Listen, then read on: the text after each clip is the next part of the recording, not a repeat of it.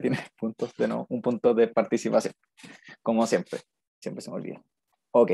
Dice, usted ha sido contratado por la empresa El Endeudado Feliz para planificar la situación financiera de la firma a largo plazo. Actualmente, usted estima que la empresa debería crecer a una tasa igual a aquella que se puede lograr sin ningún financiamiento externo de cualquier clase, dado que anteriormente la compañía emitió bonos de mercado, por lo que debe cumplir las cláusulas contraídas con los tenedores de deuda covenants. Al momento de ser contratado, los ejecutivos entregaron el resumen de la emisión del bono que se presenta a continuación. Ya.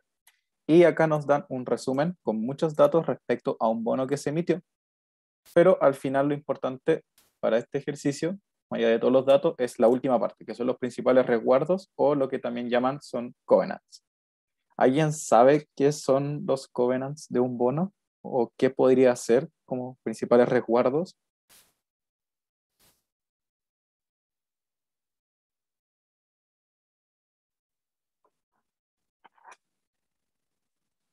Ok, ya igual esto no tienen por qué saberlo inmediatamente, pero los covenants son condiciones que pone el acreedor, a quien le presta plata la empresa, para asegurarse de que la empresa que le tiene que pagar el bono cumpla con sus pagos. Por ejemplo, esto es porque puede pasar que quizás una empresa está ya vendiendo un bono, yo le presto plata, compro el bono, le presto plata, y después la empresa que ya tiene la plata se empieza como a más gastarla. Por ejemplo, empieza a repartir todo como dividendo y no deja nada para la empresa y en el futuro se queda sin plata y quiebra. Y la empresa que le había prestado plata se queda sin posibilidad de recuperarla. Por lo tanto, para evitar que esas situaciones pasen, existen los covenants o principales resguardos, que son cláusulas que se tienen que cumplir para asegurarse de que la empresa va a utilizar bien la plata.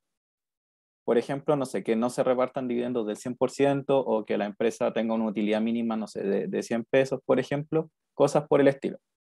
Y acá este bono tiene unos covenants que son los que leemos. Dice deuda financiera sobre EBITDA no superior a 5 veces. Por ejemplo, acá son puros ratios financieros. Dicen que la deuda financiera sobre EBITDA no puede ser mayor a 5 veces. Este, por ejemplo, ¿de qué sirve? Para asegurarnos de que la empresa no se va a endeudar tanto, porque si la empresa se endeudara mucho, significa que le tiene que pagar a muchas personas y si es que llega a quebrar, como que no me va a asegurar de que el pago me llegue a mí. Después dice cobertura neta de intereses no inferior a 6,5, mantener una política de dividendos del 45% o menos, pasivos totales sobre patrimonio no superior al 50% y una razón divina no mayor a 1,1%. Y bueno, acá nos ayudan un poco con algunas razones, que la cobertura neta de intereses es utilidad neta sobre intereses y la razón divina es dividendos sobre depreciación acumulada.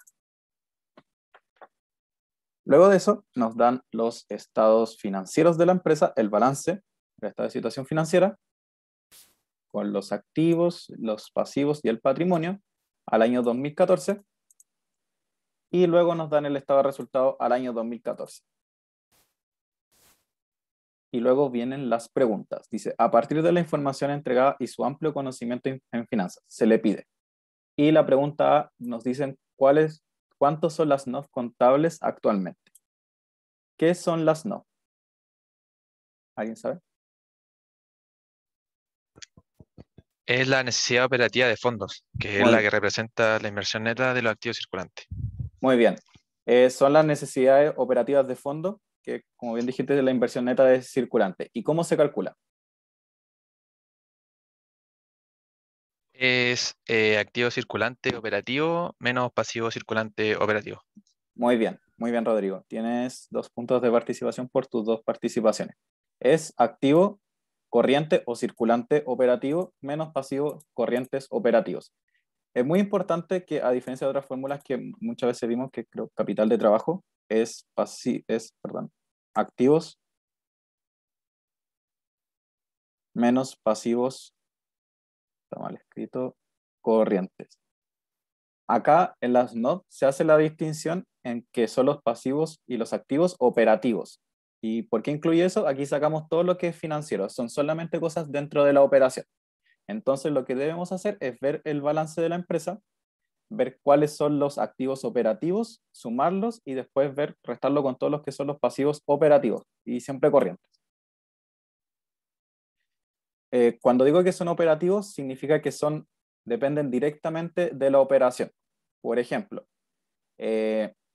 Vamos, efectivo y equivalente. ¿Será operativo?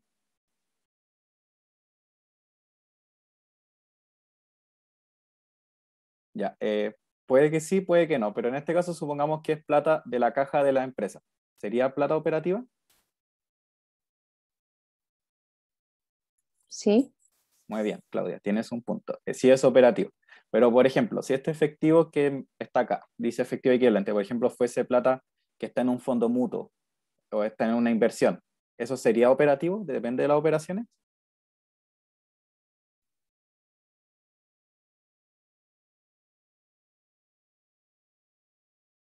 ¿Qué creen ustedes? era Como si no la hay, empresa. ¿no? Ah, perdón. No. Ya, muy bien. No, supongo que las tres personas quisieron decir que no, así que los tres tienen un punto de participación. Si la plata está, por ejemplo, en un fondo mutuo o en una inversión aparte, como en acciones, ahí no sería operativo, porque no depende directamente de la operación. No, no se nace por vender, sino que está por fuera. Por lo tanto, en el caso de que me dijeran que efectivo equivalente y tiene es plata que está invertida en otra parte, ahí no se debe considerar como activo operacional. Pero en este caso vamos a suponer, y en el general de los ejercicios se supone que sí, entonces sí sería operativo. ¿Las cuentas por cobrar serían operativas? Sí, Sí, muy bien, porque esto es lo que yo le tengo que cobrar a mis clientes, por lo tanto sí sería operativo. ¿El inventario? También. también. Muy bien, también sería operativo. Y por el lado, por lo tanto acá, todos los activos serían operativos. Por el lado de los pasivos, ¿las cuentas por pagar? ¿Qué creen? Sí. Muy bien. Sí, ¿Operativos también? sí, también serían operativos. Pero puede ser no necesariamente. Mira, en muy raros casos no sería operativo, pero en muy raros casos, en general como no se ven como en el ramo, me parece. Pero como para que sepan, muchas veces en cuentas por pagar, hay cuentas por pagar con empresas como relacionadas que se prestan plata. Por ejemplo, no sé, a ver, dos empresas que estén relacionadas. A ver, Falabella le presta plata a Linio, por ejemplo, que es su empresa como relacionada, comparten dueño. Esa plata va como a cuentas por pagar, pero igual generan un interés, por lo tanto ahí no sería operativa. Pero en general, como en los cursos de Finanzas uno se asume que las cuentas por pagar son cuentas con tus proveedores y son siempre operativas. Ya, bacán. Anticipos clientes, ¿qué creen ustedes? Si son ingresos por anticipados, esos son anticipos clientes. ¿Sería operativo o no operativo? ¿Operativos también? Muy bien, un punto de participación. ¿Por qué? Porque son ingresos de las ventas, pero me lo están pagando por anticipado. En el fondo son igual operativos. Impuestos por pagar, ¿qué creen? Suponiendo que en impuestos por pagar podríamos encontrar cosas, por ejemplo, como el IVA por pagar. Sí, es operativo. Muy bien, tienes un punto de participación. ¿Por qué? Porque el IVA se genera a partir de las ventas. También podría haber como el impuesto a la renta por pagar y cosas así, que también dependen de tus ingresos, que dependen de las ventas. Por lo tanto, también sería operativo. Entonces, en este caso también todos los pasivos son operativos. Una Pero, consulta dime. con respecto a eso. ¿Operativa hace referencia a todo lo que tenga que ver producto de las ventas de la empresa? Sí, sí, todo lo que se genere como por vender. Ah, ya, perfecto, ya vale. Y desde la compra del producto hasta la venta final. O si hay postventa también. Y a ver, ¿qué sería un ejemplo de un pasivo no operativo? Si yo les di ejemplo de un activo no operativo. La deuda a largo plazo. Muy bien, la deuda de largo plazo sería no operativo y bueno, si hubiera deuda de corto plazo también sería no operativo. ¿Por qué? Porque la deuda no se genera por la operación. Uno lo puede usar para invertir, pero no se genera por la operación. Uno puede operar sin deuda.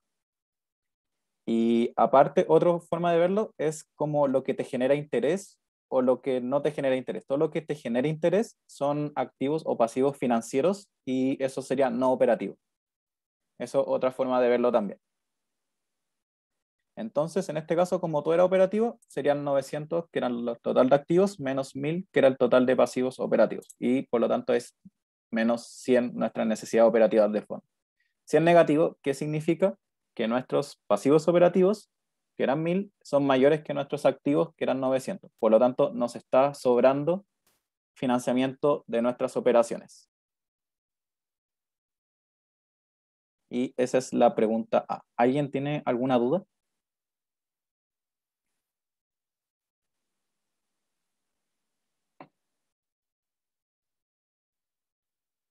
No entiendo la lógica de por qué sobra financiamiento de las operaciones.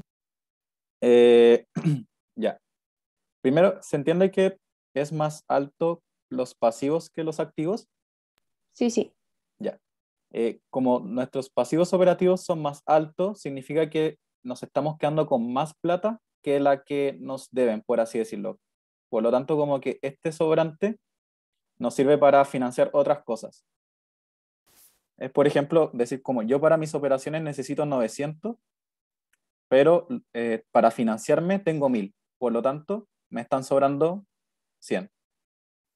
Y estos 100 los puedo usar para financiar otras cosas que no son de mis operaciones, por ejemplo. Podría invertirlos quizás como, en acciones y cosas así para ganar plata aparte. O quizás puedo invertirlo para comprar activos fijos o propiedad, planta y equipo, que son activos no operacionales. ¿Se entiende un poco mejor? Sí, muchas gracias. Ya. Esto igual puede ser algo positivo, pensando en que los pasivos, los pasivos operativos no generan intereses. Por lo tanto, de hecho hay como una industria específica que lo que hace es explotar mucho a sus proveedores, no les paga nunca, o sea, sí les paga, pero se demora mucho en pagarles, y así genera como mucho beneficio, como mucho financiamiento extra para financiar otras cosas. Perdón, para financiar otras cosas. ¿A alguien se le ocurre como cuál es el tipo de industria que se demora mucho en pagarle a sus proveedores? Es como el típico ejemplo que se da. ¿Supermercado? Muy bien, los supermercados son como muy famosos por tener necesidades operativas de fondo negativas. ¿Por qué? Porque se demoran mucho en pagar a sus proveedores y generan como mucho extra de necesidades operativas de fondo, mucho financiamiento extra que lo ocupan para otras cosas, para financiar otras cosas. Y bueno, por decirlo, supermercados tienen un punto de participación, Rodrigo. Ese es como el típico ejemplo. Ya, ahora vamos con la pregunta B. Dice, calcule los ratios utilizados como covenants a partir de los estados financieros del 2014 y nos pregunta, ¿qué opina sobre el cumplimiento de las cláusulas financieras? ¿Deberían los tenedores de deuda estar preocupados? Ya, entonces, los covenants que nos daban arriba, ahora tenemos que calcularlos y ver si es que cumplen con los límites que nos dan o si no cumplen con los límites. A ver, el primero que dice que es pasivos financieros sobre EBITDA. Tenemos que calcularlo a partir de acá. ¿Cuáles son los pasivos financieros?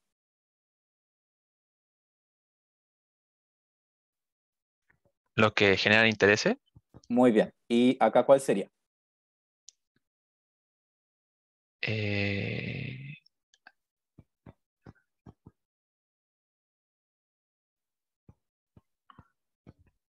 O más fácil, eran los que no eran operacionales, eran financieros.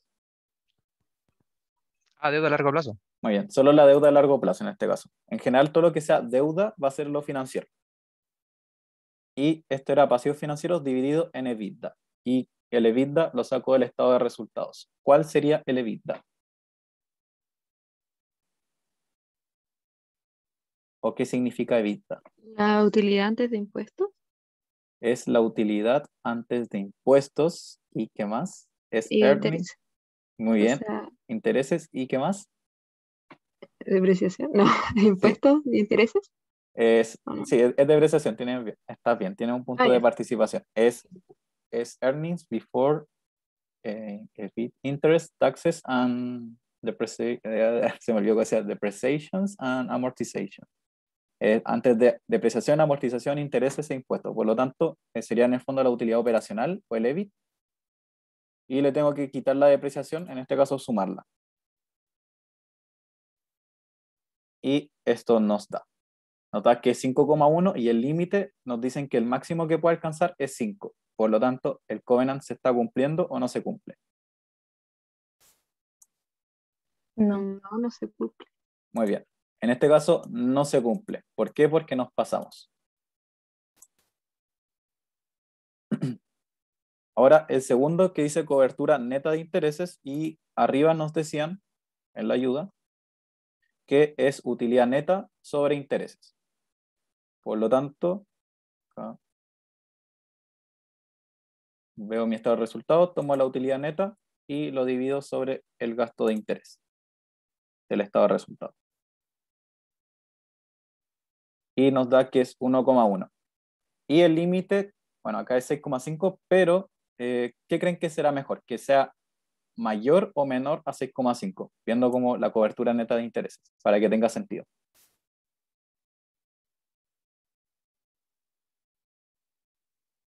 ¿Una empresa está mejor cuando tiene mayor cobertura de intereses o cuando tiene menor cobertura de intereses? ¿Qué creen ustedes? Mayor, Exacto, mayor. Por lo tanto, si yo estoy debajo del límite que era 6,5, ¿es bueno o malo? malo, Muy bien, es malo. que está como cubriendo, no está cubriendo los intereses que tiene que Exacto, pagar. no lo está cubriendo o no lo está cubriendo también. Por lo tanto, no está cumpliendo con el covenant. La verdad, arriba decían que tenía que ser menor, pero la idea era que entendieran bien la lógica, así que tienes un punto de participación. Luego, nos dicen que la política de dividendos no tiene que ser mayor a 45%. ¿Cómo calcularían la política de dividendos con los datos que tenemos?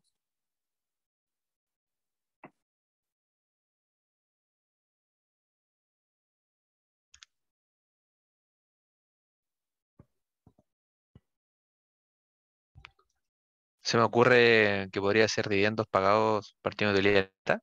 Muy bien, tienes un punto. Es dividendos pagados sobre utilidad neta. Y nos da que es 40% y el límite es 45%. Por lo tanto, ¿la empresa está cumpliendo o no cumple? Sí cumple. Muy bien, sí está cumpliendo. Luego tenemos pasivos totales sobre patrimonio, que, bueno, esto no es muy difícil, es los pasivos totales, que sería el pasivo total corriente más la deuda, dividido en el total del patrimonio, que es capital más la utilidad retenida, 16.900. Y nos da 53%.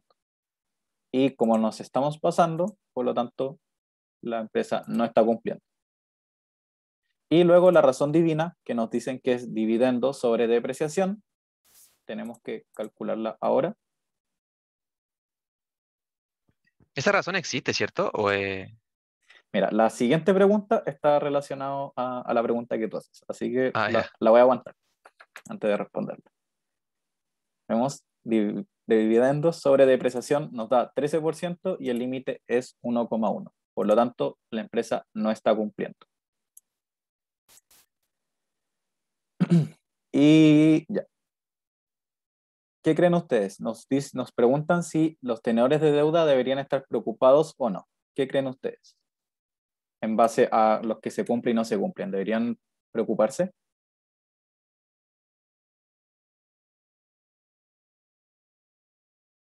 Sí, porque hay hartos que no se cumplen. Exacto, tienes un punto. Hay muchos que no se cumplen. Por lo tanto, si no se cumplen 4 de los 5 covenants, deberían estar preocupados los acreedores, y porque se supone que estos covenants te aseguran de que la empresa te va a pagar la deuda. Por lo tanto, si no se están cumpliendo, es muy probable que la empresa no te pueda pagar la deuda. Y si no se cumplen, yo puedo exigir que me paguen la plata al tiro y no esperar a que se termine la deuda para recibirla, porque yo puedo estar asustado y decir como, mira, yo veo que vas muy mal como empresa, entonces yo creo que no me vaya a pagar la deuda, mejor págamela al tiro. Básicamente es decir eso. Es para asegurarse de que la empresa me puede pagar. ¿Alguna pregunta con este ítem? Antes de pasar al siguiente. ¿No? Ya, ahora vamos a la... Yo tengo una duda con él. ¿Qué pasa si, por ejemplo, hubiesen sido dos que cumplen y tres que no cumplen? ¿Igual sería la misma lógica que hay que estar preocupado o cambiaría en ese estado, en ese sentido? Sí, yo creo que sería la misma lógica de estar preocupado, sobre todo dependiendo como el tipo de covenant que no se Ah, esté cumpliendo. Por ejemplo, si uno como súper crítico, ahí que no se cumpla ese que es súper crítico, basta como para exigir que te devuelvan el dinero. Ya, buena, gracias. De nada. Y ahora vamos con la pregunta C. Dice, ¿le parecen lógicos los ratios utilizados como covenant que intenta proteger a los tenedores de bonos? ¿Por qué? Refiérase a cada uno de ellos. Ya. Entonces ahora tenemos que analizar y ver qué tan buenos son estos covenants para asegurar de que una empresa esté sana y me pague de cierto modo el bono cuando llegue a su vencimiento. Si analizamos el primero, ¿les parece razonable o qué creen que trata de medir? Pasivos financieros sobre EBITDA. ¿Cuánto de los pasivos financieros se pueden financiar con la EBITDA? ¿Utilidad? Muy bien analizado. Por lo tanto, según eso, ¿tú crees que tiene sentido? Sí, Muy bien. eso es importante. Sí, tienes un punto de participación. No, de hecho, 2 puntos de participación. Lo analizaste súper bien. Eh, los pasivos financieros es el nivel de deuda que tiene la empresa y el EBITDA es una aproximación al flujo de caja que tiene la empresa. Igual este covenant se podría criticar por ese lado, que el EBITDA, al ser una aproximación, no es exactamente igual al flujo de caja. ¿Por qué? Porque te mide los ingresos totales y hay muchos ingresos que se obtienen como cuentas por pagar, perdón, cuentas por cobrar. Por lo tanto, no sería flujo de caja inmediato. Entonces, por ahí se pudo haber criticado, pero en general sí es un buen covenant porque me dice cuánta deuda alcanzo a pagar con la aproximación de mi flujo de caja, que es el EBITDA. Por lo tanto, el primero está ok. El segundo, cobertura neta de intereses. Mire, este era utilidad neta sobre intereses. ¿Hay otro como ratio de cobertura que conozcan?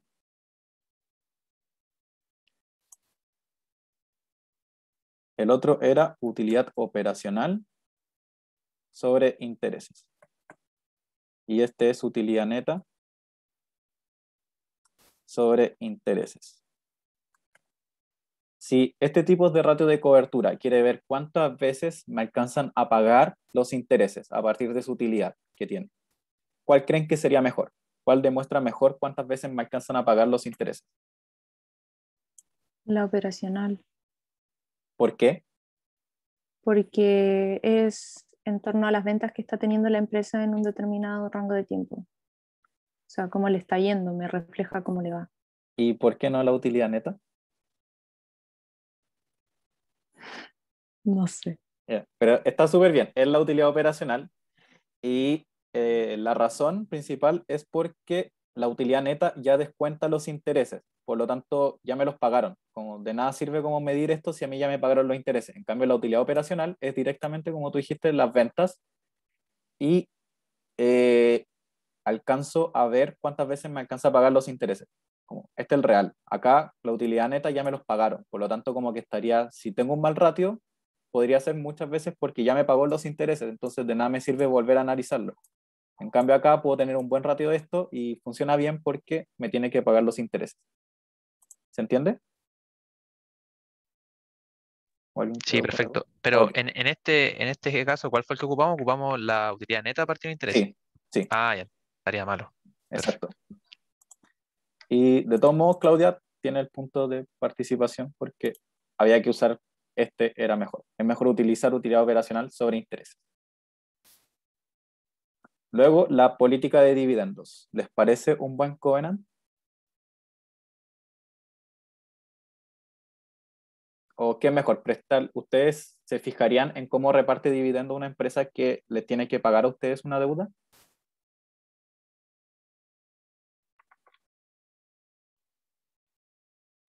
Bueno, la respuesta es sí. Obviamente, si una empresa ve que le está yendo no tan bien a una y está repartiendo 100% de dividendos, significa como que posiblemente en el futuro no tengan suficiente dinero para pagarme. Por lo tanto, la política de dividendos sí es un buen covenant para fijarse si es que exijo o no que me paguen antes la plata que me debe. El siguiente, pasivos totales sobre patrimonio. ¿Qué Joaquín, les? una pregunta. ¿Sí me?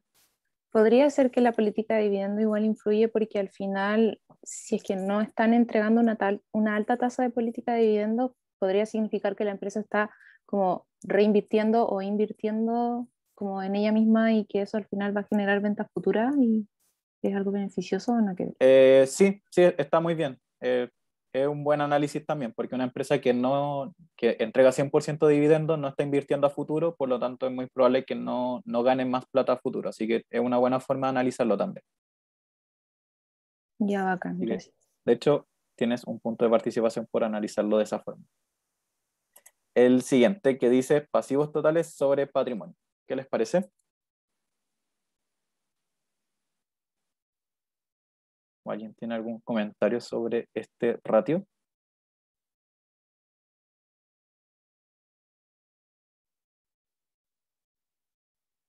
¿Está bien? Muy bien, está bien. Pero hay una posible crítica que se le puede hacer a este ratio. ¿A alguien se le ocurre? Está bien, funciona, pero hay una posible crítica. Cuando yo Puede tomo... ser ¿Sí? perdón. No, dime. No, que considera los pasivos totales, puede ser. ¿Y qué hay dentro de los pasivos totales? También está la deuda a largo plazo. Ya, muy bien. Ese era el punto considerado pasivos totales. Tienes un punto, pero al final lo que yo quiero ver es precisamente mi deuda solamente. Pero al considerar mis pasivos totales, estoy tomando también los pasivos operativos y esos se están financiando solamente los activos operativos. Entonces, con eso, como que la idea es no meterse tanto, porque son como parte de la empresa. Al final, lo que importa solamente para ver el nivel de endeudamiento son los pasivos financieros y las deudas. Esa es la crítica que se le puede hacer, pero también funciona bien para analizar como el endeudamiento porque supone que los pasivos operativos son relativamente estables en el tiempo. Por eso igual funciona bien, pero esa es una pequeña crítica que se le puede hacer. Y el último, la razón divina. ¿Qué les parece? Rodrigo creo que tenía un comentario sobre esto. Está malardo. Como que son dos cuentas nada que ver, no están relacionadas. Exacto. Son dos cuentas que no tienen absolutamente nada que ver, no te miden nada, no miden eficiencia, no miden endeudamiento ni nivel de actividad, así que definitivamente este ratio es un ratio inventado que no sirve para nada. No mide nada. Como dividendo sobre depreciación no nos dice absolutamente nada. ¿Alguna pregunta?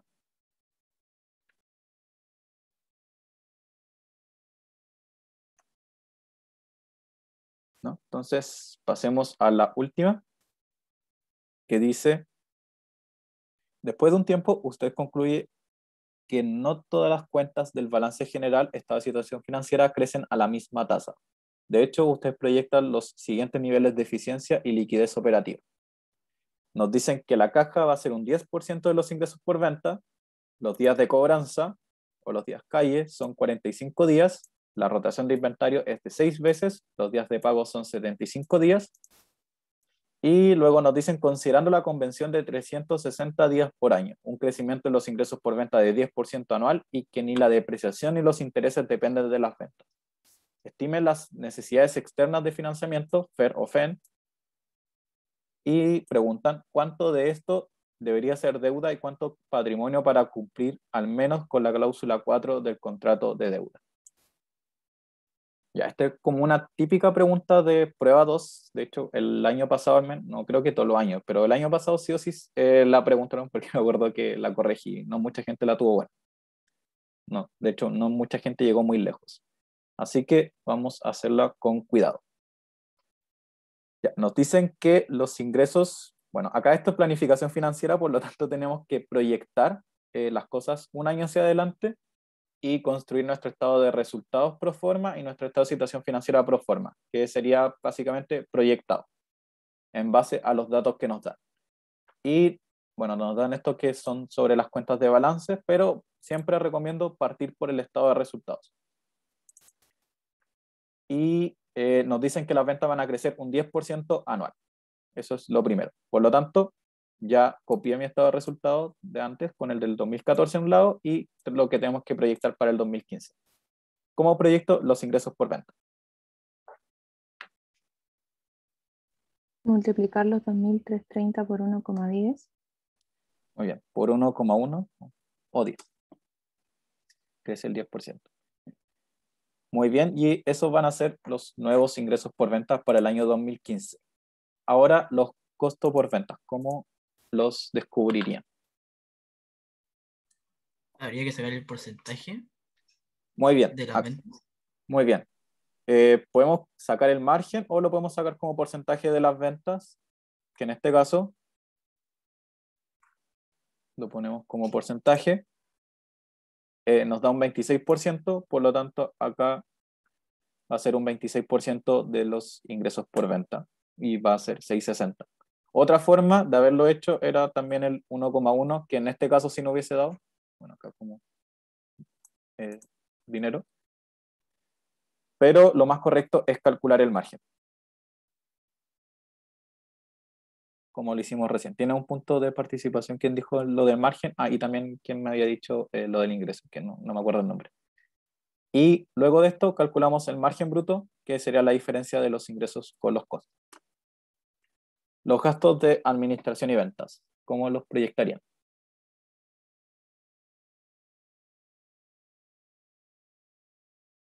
¿Quedarían igual?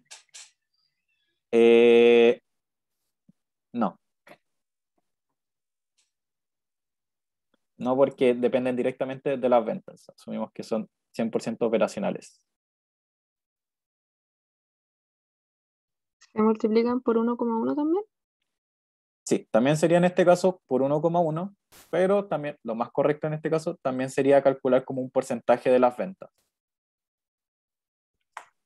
¿Por qué eso sería lo más correcto? O sea, ¿cuál es la diferencia de hacerlo de esa forma o multiplicarlo directamente por 1,1?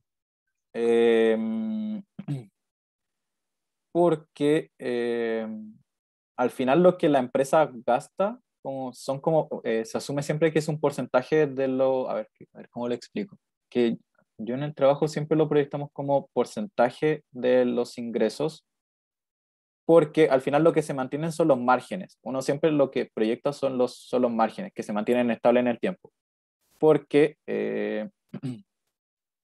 a ver, que no se me ocurre ningún ejemplo, pero hay muchas veces que los ingresos van a crecer de una forma diferente. Ah, ya se me acuerdo, ya me acuerdo. La explicación es porque estamos asumiendo que acá los gastos son 100% variables, y como son 100% variables, dependen 100% de las ventas. Pero por eso funcionan los dos caminos, que sería como multiplicarlo por 1,1 o mantener el margen, porque se mantienen como estables. En cambio, puedan ver de que acá adentro hayan casos de que hayan gastos fijos y variables, y en esos casos se tiene que hacer como uno multiplicando por 1,1 y los otros se tienen que mantener como el margen. Ah, sí, bueno, ¿Sí? ahí, verdad, ahí el profe también mencionó eso, ahora que lo Exacto. dijiste. Esa es como la diferencia, pero para efectos de este ejercicio da exactamente lo mismo, así que como hubiesen querido hacerlo, daba igual. Y la depreciación, ¿cómo sería? Esa se queda igual. Muy bien, tienes un punto, se queda igual. Entonces, la utilidad operacional sería el margen bruto menos los gastos de ventas menos la depreciación. Y esa sería mi utilidad operacional. El gasto de intereses, en este caso. Ese tampoco se toca, ¿o sí? Exacto. En este caso no se toca porque nos dicen que, bueno, no depende nunca de las ventas, pero puede haber un caso en que si les ponen un problema un poquito más difícil que este, que una empresa quizás tome una nueva deuda y tenga que pagar más intereses. Entonces ahí tendría que calcularlo y sumar a los intereses que ya vienen. O que una deuda ya se paga y no se generan mayores intereses. Esos serían como casos más difíciles, por si encuentran algo así. No siempre se va a mantener constante. Y después la utilidad antes de impuestos y los impuestos. ¿Cómo los calcularía? La utilidad antes de impuestos por el 25% que nos dan ahí. Muy bien. La utilidad antes de impuestos por el 25% y luego la utilidad neta que nos da 419. Los dividendos que se van a pagar, ¿cómo los calculan? Ahí habría que sacar el payout. Muy bien, que ya lo habíamos calculado antes, pero lo calculamos de nuevo, que era 40%, y con el payout por la utilidad neta vamos a encontrar lo que se paga de dividendos, y finalmente la diferencia de la utilidad neta con lo que se paga de dividendos va a ser la utilidad a retener en la empresa, que va a ser 251. Oye, una consulta. Sí. ¿Los dividendos pagados no se podrían obtener de la misma forma de multiplicarlos por 1,1? A ver, Siempre se tiene que hacer. A ver, comprobarlo. no, yo creo que no, no da, porque hay muchas cosas que adentro se mantienen fijas, entonces no van a crecer un 1,1, como lo mismo de antes. Y, ¿Cachai? perdón, ¿cómo fue que calculaste el payout? Era. ¿Qué Es dividiste? los dividendos, no, los dividendos pagados sobre la utilidad neta. Ya, bueno, ahí Esa es sí. la política de dividendos de la empresa. Y ya, entonces tenemos nuestro estado de resultados al 2015 y luego viene el balance. Vamos primero con el efectivo equivalente, que es lo primero que debemos hacer para ir en orden. ¿Cómo calculamos el efectivo equivalente para el 2015?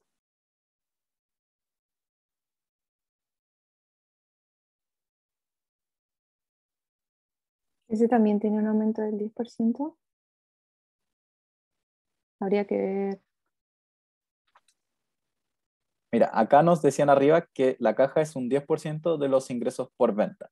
Entonces, asumimos que va a ser un 10% de los ingresos por venta, sería los ingresos por venta por 1,1. Y eso sería el efectivo, no, era el ingreso por 0,1, ahí sí, porque era un 10%.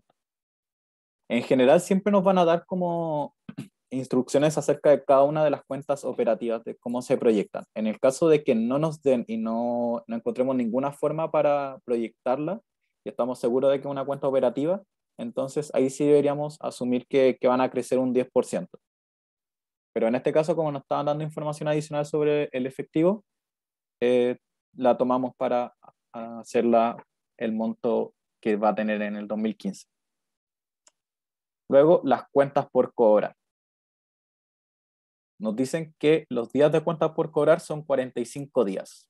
Por lo tanto, a partir de esos días, tengo que llegar a las cuentas por cobrar. Y bueno, ¿cuál es el procedimiento? Para esto hay dos fórmulas que nos debemos aprender muy bien, que sería la fórmula de días de cuentas por cobrar y la fórmula de rotación de cuentas por cobrar. Si es que alguno toma como clases por fuera o estudia del libro, la verdad no sé cómo ser en el libro, puede que estas dos fórmulas la mezclen en una, pero está igual correcto, solamente que al menos al profesor le gusta como separarla en dos y hacer la distinción entre los días de cuenta por cobrar y la rotación de cuentas por cobrar. Pero hay muchas veces que hay gente que los ve todo en una. Por si se llegan a encontrar con eso, no piensen que son cosas diferentes. Entonces nos dicen que los días de cuenta por cobrar son 45. Por lo tanto, ¿cómo sería el procedimiento para llegar a las cuentas por cobrar? Es como que hay que usar las dos fórmulas, Sí, muy bien. porque si te dicen que son 45, días de cuentas por cobrar son 45, Sí, entonces como que uno primero usa la de arriba, después saca, ay, no sé, o la de abajo y después usa como la de arriba y así como que se mezcla. sí, muy bien. Tienes un punto de participación. Exactamente, primero tenemos que usar la de arriba porque nos están dando los días de cuentas por cobrar y sabemos que la convención es 360, por lo tanto podemos despejar la rotación y tendríamos la rotación. Una vez que tenemos la rotación, tendríamos esta parte de acá. Los ingresos por venta ya los conocemos porque ya los proyectamos al principio y así despejamos las cuentas por cobrar al final. Y eso va a ser las cuentas por cobrar que deben ir acá. Entonces, calculémoslo. Bueno, ya lo tenía calculado acá. Partamos de nuevo. Ya, nos decían que los días de cuentas por cobrar son 45 y sabemos que podemos encontrar la rotación primero. Por lo tanto, despejando la rotación, sabemos que va a ser igual a 360 dividido en los días de cuenta por cobrar. Por lo tanto, ponemos 360 dividido en 45, que son los días de cuenta por cobrar, y la rotación va a ser 8. Una vez que tenemos la rotación, tendríamos esto de acá y solamente nos faltaría encontrar las cuentas por cobrar. ¿Y cómo la encontramos? Serían, bueno, este pasa para allá y este pasa dividiendo, y serían los ingresos por venta divididos en la rotación. Por lo tanto, vamos a los ingresos por venta de acá y lo dividimos en la rotación que acabamos de encontrar. Y tenemos ahí nuestras cuentas por cobrar.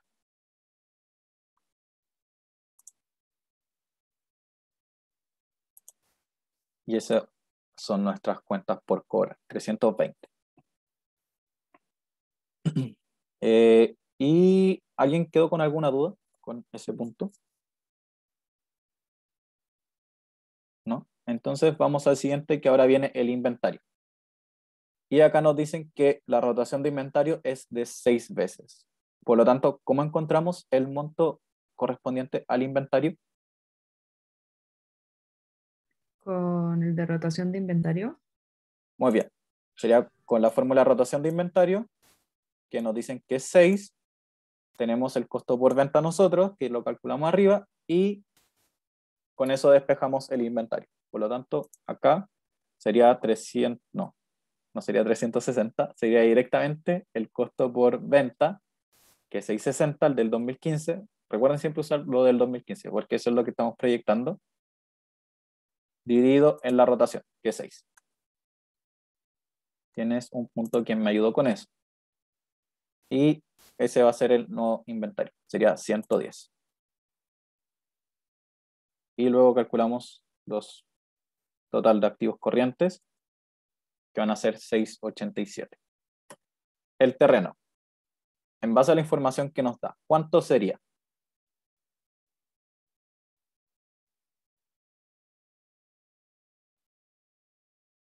¿O cómo lo encontraría? Que no tienen el número a mano.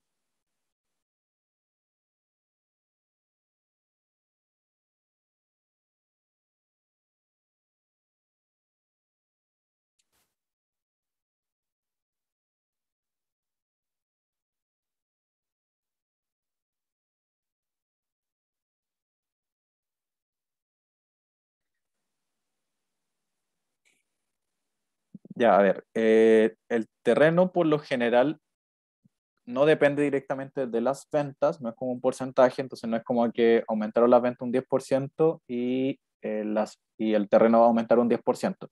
No es, asumimos que hay capacidad ociosa, si es que no nos dicen que hay una información, porque muchas veces nos pueden poner en un ejercicio que se va a comprar terreno para poder aumentar un 10% las ventas, y ahí debiese aumentar, si es que va a aumentar el 10%. Pero como acá no nos dan información, tenemos que asumir que es igual al terreno anterior, que había capacidad ociosa y se pudo usar. Con las máquinas, por lo tanto, ¿qué pasaría? Si es que tampoco nos están dando información acá. La misma lógica se mantiene del año pasado. Exacto, la misma lógica. Se mantiene el del año pasado. Tienes un punto de participación. Entonces se deberían mantener los 20.000. Pero lo que pasa en este ejercicio, bueno, este ejercicio no les voy a subir la pauta, o si se la subo, pero tengan mucho cuidado porque tiene muchos errores en la pauta de este ejercicio. Y uno de los errores es esto, que acá no sé por qué aparece que las máquinas para el siguiente año son de 22.000. Y el problema es que si dejo los 20.000, que es lo correcto, porque no nos dan información acá, al final no llegamos a la conclusión que debiésemos llegar por como el por qué se hizo este ejercicio. Por lo tanto, voy a dejar 22.000, pero lo voy a dejar en rojo para que quede claro que es un error de la pauta, pero siempre se debe considerar el mismo del año pasado si es que no nos dicen que se compró máquinas adicionales. Lo que quizás decía acá, que quizás lo borraron del ejercicio, era que se compró 2.000 pesos en máquina y por eso aumentó. Pero como acá no nos dicen nada, asumimos que aumentó por arte de magia, ¿no? Para que tengan cuidado cuando hagan el ejercicio de nuevo, si es que lo hacen, debiese ser 20.000 en base a la información que nos da. La depreciación acumulada, ¿cómo la calcularían?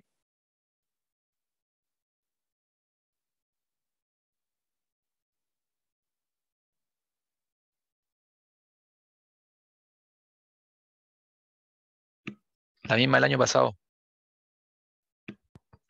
Ya, mira, partimos de la misma del año pasado, pero tenemos que agregarle algo. Los 900 que Muy está bien, ahí en el resultado. muy bien. Tienen ambos 2 puntos, ambos un punto. Y tenemos, sería la del año pasado, y tenemos que sumarle la nueva de este año, porque es la depreciación acumulada. Por lo tanto, ahora sería, bueno, en este caso, tengan ojo con los signos siempre. 10.900. Serían los 10.000 de antes más los 900 de ahora. que le puse el menos para que se restara. Y así llegamos al total de los activos no corrientes, que sería la suma de todo, y la suma de los activos, llegamos a 26.787. Luego, por los pasivos, las cuentas por pagar, nos dicen que los días de pago son 75 días. Entonces seguimos la misma lógica de antes. Teníamos los días de cuentas por pagar, que son 75, tenemos 360 y encontramos la rotación de las cuentas por pagar. Una vez que tenemos la rotación de cuentas por pagar, tenemos los costos por venta y podemos encontrar las cuentas por pagar. Despejando.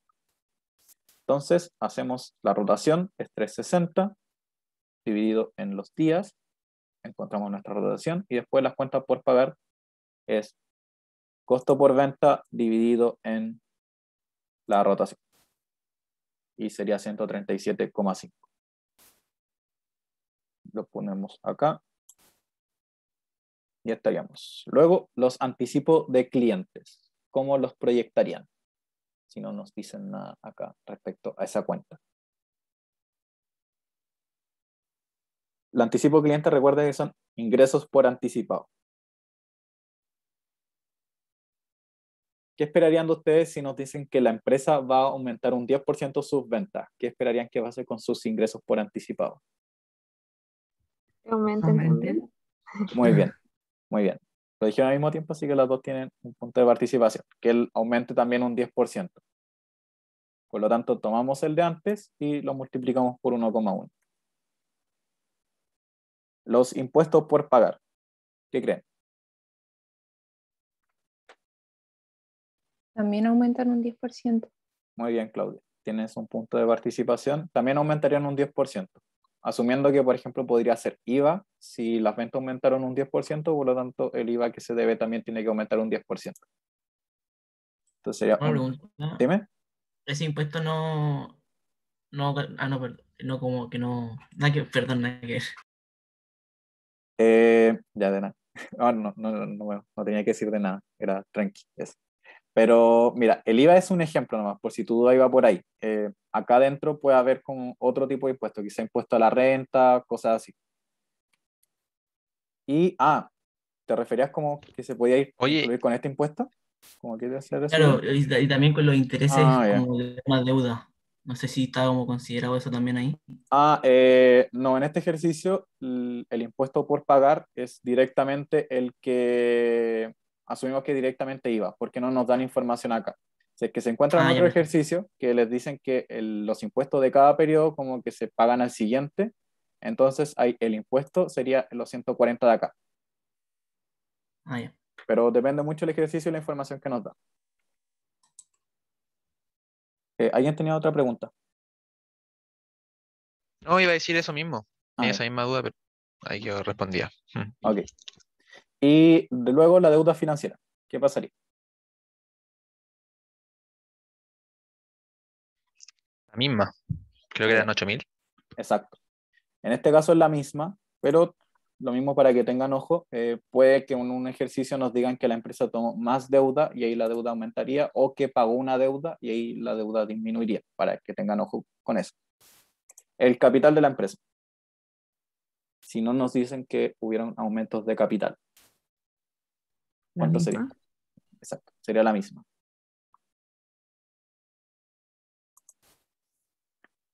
¿Y las utilidades retenidas?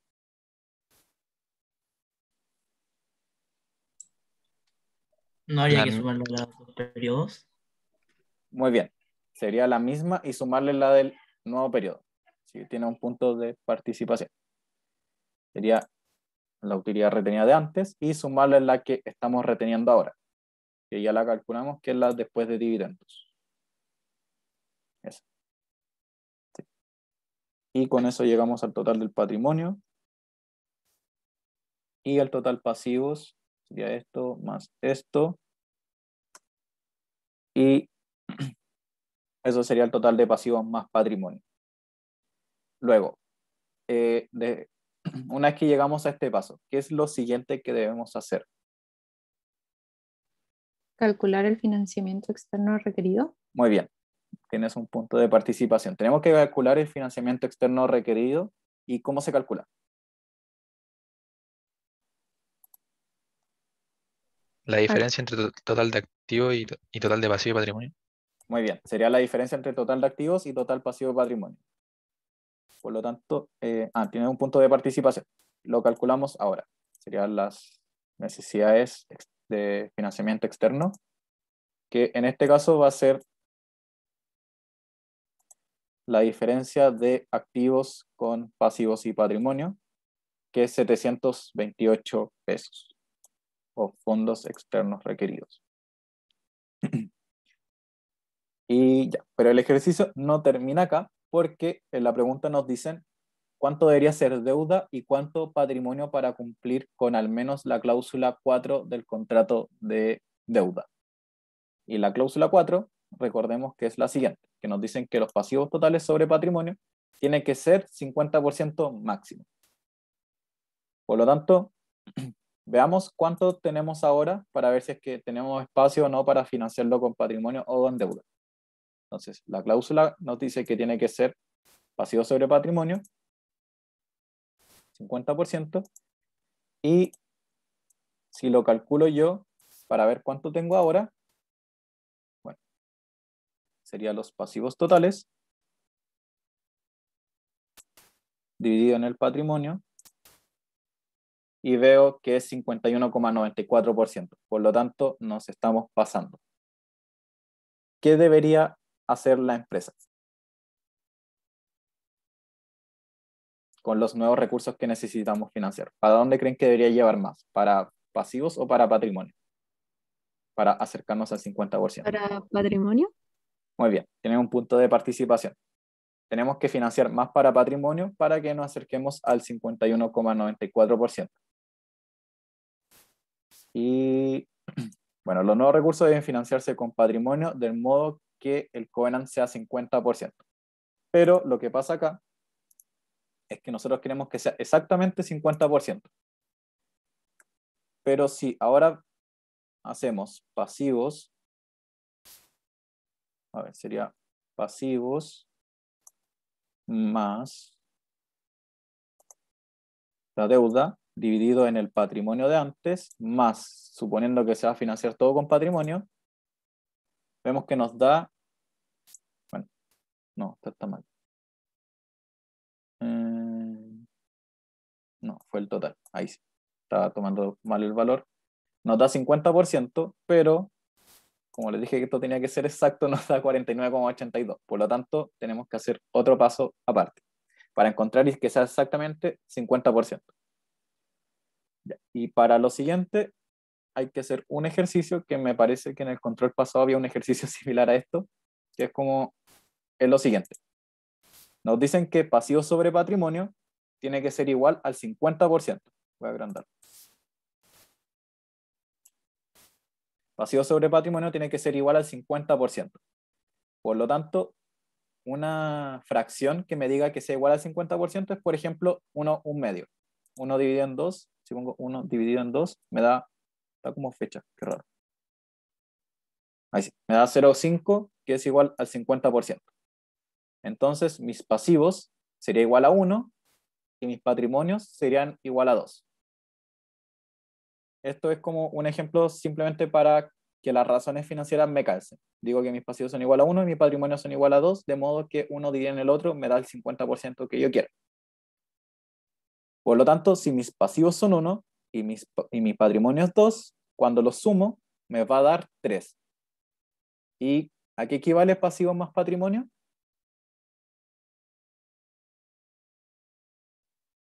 Activos. Muy bien, son iguales a los activos. Por lo tanto, voy a decir que mis activos son igual a 3. Y por lo tanto, cuando yo vea mis fondos, tiene que estar financiado de tal forma de que mis pasivos sobre mis activos van a ser igual a 1/3, porque mis pasivos eran 1 y mis activos eran 3. Y el patrimonio sobre activos va a ser 2/3, porque mi patrimonio era 2 y mis activos son 3. Ahora, el paso siguiente del por qué hicimos eso es porque yo sé que mis activos nuevos que tengo que financiar es 26.787. Por lo tanto, para cumplir con el covenant del 50%, en base a lo que dijimos arriba, mi patrimonio tiene que ser 2/3 de mis activos. Por lo tanto, tomo el total de mis activos y los multiplico por 2/3. Y mis pasivos va a ser por 1/3.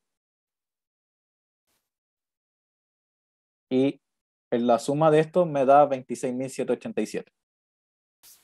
Entonces, así es como se deben financiar mis patrimonios y mis pasivos.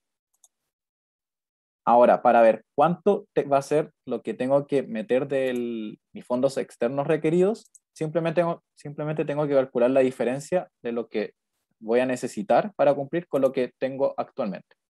Entonces, si yo necesito financiar 17.858 y yo tengo 17.151, para cumplir con el covenant tengo que financiar 707 en mi patrimonio y en mis pasivos tengo que financiar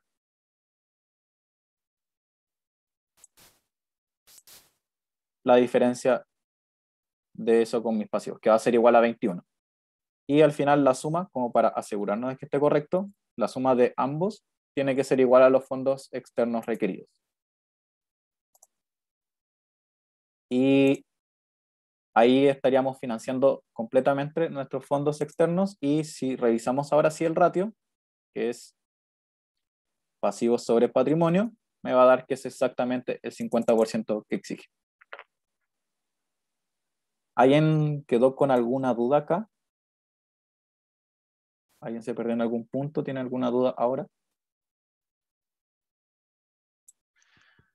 Yo tengo una duda, por ejemplo, ya, o sea, entendí bien el procedimiento, pero entendí porque está como, o sea, relativamente fácil porque era un 50%, pero por ejemplo, Sí. si decía un 51, un 52, ahí cambiaría completamente, ¿no? ¿Cómo sería en ese caso? Sí, mira, la clave en verdad es súper fácil. A mí antes también me pasaba como que si un porcentaje extraño que pasa. Simplemente ordénalo como para que te dé nomás. Por ejemplo, si era 50%, también pudiste haber dicho 0,5 dividido en 1. ¿Cachai? Así nomás. O si es un 53%, puedes haber puesto 0,53 dividido en 1. Y eso también te da el 53%. Y ahí decías como que ya, mis pasivos son 0,53, mi patrimonio es 1. Y al final los porcentajes te van a dar igual. Ah, ya, perfecto. Sí, ya, entendí bien. Bien explicado. Gracias. De nada. ¿Alguna otra consulta?